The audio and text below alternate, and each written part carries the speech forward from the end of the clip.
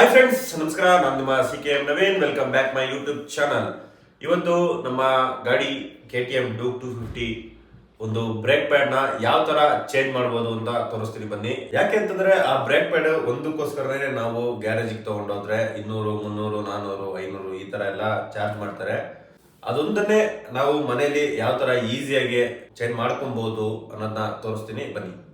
ನೋಡ್ಬೋದು, ಆಲಂಕಿ 4mm ಆಲಂಕಿಲಿ ಇದೊಂದು ಬೋಲ್ಟ್ನ ಬಿಚ್ಚಿದ್ರೆ ಸಾಕು, ಈಗ ಆರಾಮಾಗೆ ನೀವು ಈ ಬ್ರೇಕ್ ಪ್ಯಾಡ್ನ ಚೇಂಜ್ ಮಾಡ್ಬೋದು. ನೋಡಿ, ಇಲ್ಲಿ ಆಲಂಕಿ ಇದು ಬೋಲ್ಟ್ ಇರುತ್ತೆ.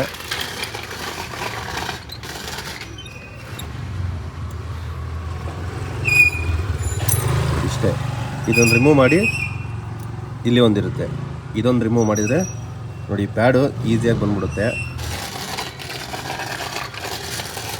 ನೋಡಿ, ಈ ಥರ ತೆಗೆದ್ಬಿಟ್ಟು ಈಸಿಯಾಗಿ ಹೊಸದು ಹಾಕ್ಬಿಡ್ಬೋದು. ನೋಡಿ, ಸೇಮ್ ಮತ್ತೆ ಇದೇ ಪೊಸಿಷನಲ್ಲಿ ಒಳಗೆ ಕೊಡ್ಸಿರಾಯ್ತು.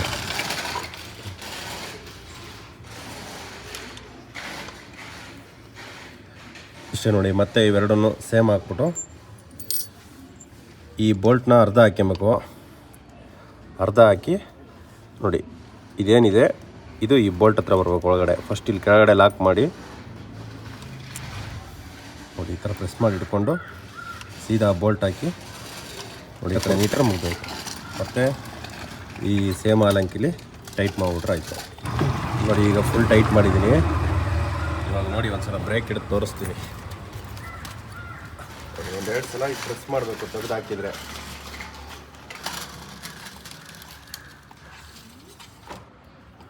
ನೋಡಿದ್ರಲ್ಲ ಫ್ರೆಂಡ್ಸ್, ಯಾವ ತರ ಚೇಂಜ್ ಮಾಡ್ಕೊಬೇಕು ಅನ್ನೋದನ್ನ. ಇದನ್ನ ನಾನು ಹೊಸದ್ ಹಾಕಿಲ್ಲ, ನನ್ನ ಗಾಡಿ ಬ್ರೇಕ್ ಪ್ಯಾಡ್ ಬಂದ್ಬಿಟ್ಟು ನಾನು ಇವಾಗ ರೀಸೆಂಟ್ ಆಗಿ ಚೇಂಜ್ ಮಾಡಿಸಿದ್ದೆ. ಹಂಗಾಗಿ ಅದನ್ನೇ ರಿಮೂವ್ ಮಾಡ್ಬಿಟ್ಟು ಯಾವ ತರ ಮತ್ತೆ ಹಾಕ್ಬೋದು ಅನ್ನೋದನ್ನ ತೋರಿಸಿದೀನಿ.